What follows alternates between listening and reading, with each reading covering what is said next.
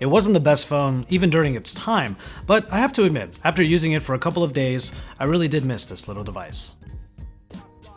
Hey, it's Joshua Vergara, what's going on everybody? And this is why we still love the Google Nexus 5.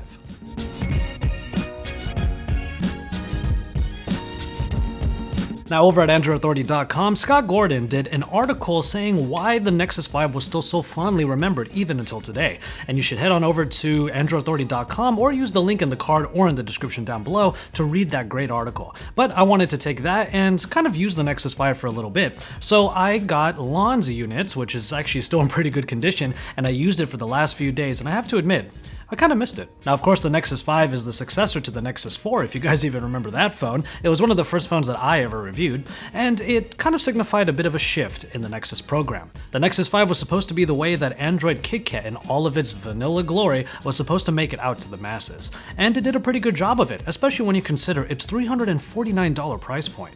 And for that money, you got some pretty good specifications. The Snapdragon 800, which yes, doesn't even sound like that old of a processor, was able to power the phone really well, and with the streamlined version of stock Android, well, it was a very speedy and snappy device. Unfortunately, for the rest of the specifications, they might make a lot of you spec-hungry people out there today, well, kinda sad. The 5-inch 1080p display was really nothing to sneeze at, but it still is going to make anybody who wants 2K displays really pine for the higher resolution. And also you get 2GB of RAM, 16GB of onboard storage without any expansion, and of course that small 2300 mAh battery. Even with the capacity that seemed okay back then, this phone was not going to be powered on for much more than maybe about a day, maybe even less. And I'm also going to talk very briefly about the camera. Now, the optics looked really great on the back, a nice addition to the aesthetic. However, this 8-megapixel shooter ended up not really being all that great when you compare it to other shooters like the Samsung Galaxy S4 of its time. However, the Android 4.4.1 update did come out, and it did up the picture quality a little bit, but it wasn't going to make this phone anywhere close to the best camera of 2014, much less the best camera of really any phone. So what did work? Well, overall, the aesthetic did.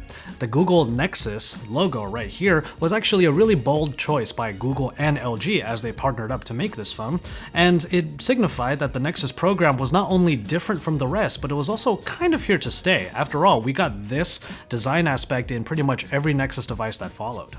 And if you know me as a reviewer, you know that I love devices that know exactly what they're about and they wear them on their sleeve. With the design of the Nexus 5, you got not only a device that looked different from the rest, but even until today, with all of the glass and metal devices, this is still an aesthetic that you don't really get in flagships or even mid-range devices a whole lot today. This black soft plastic with the Nexus logo again is definitely one of the more iconic phones that has been out there, and thanks to Google and LG, it is also one of the most memorable. But I will admit that this material wasn't necessarily the sturdiest. If you remember my drop test in front of the Android statues at the Googleplex, I was actually able to get the screen to shatter pretty easily and the circuits were exposed underneath. And of course, the soft plastic body would get scuffed up incredibly easily. Now, of course, the Nexus 5 also benefited from one of the best marketing campaigns for Android ever, KitKat. Now, you were able to get KitKat on this device out of the box, but when it came to updates, we were able to get this phone updated to Android Marshmallow. Now, I will admit, I thought that I was going to be able to get Nougat on this phone, but it took me a while to remember, or really to figure out, that Google already stopped updates on the Nexus 5, so it was only going to get to Android Marshmallow. But that said, Android Marshmallow has been working just fine on this phone. I was able to get to all of my different applications, especially for work, without any problems, and since the phone was very fresh out of the box with Marshmallow, it was a pretty speedy experience. I was even able to play Final Fantasy IX without too much trouble, even if it loaded pretty slowly and there were some slowdowns in the middle of gameplay. So the phone was pretty easy to update, at least in Lon's case, as he sent it to me with Android Marshmallow on it, but it's also really easy to mod. ROMs are still really popular with the Nexus 5, and there are people all over the XDA forums and also even in the subreddits that still mod this device and found ways of getting features, at least, of Android Nougat onto the Nexus 5, and they're still using this phone proudly to this day. And we can't really blame them. So after using this phone for the last few days, I will admit I had a lot of fun with it. And if you're still using a Nexus 5, unless you're a huge ROMer, I would probably say it's still time to upgrade. There were plenty of great phones after the Nexus 5, including the Nexus 6P, which only came a couple of generations later. But there really haven't been that many phones since the Nexus 5 that have been that memorable. And with this type of aesthetic, with the type of performance that it had for its time, and also with its price point, it's kind of something that we haven't had since then.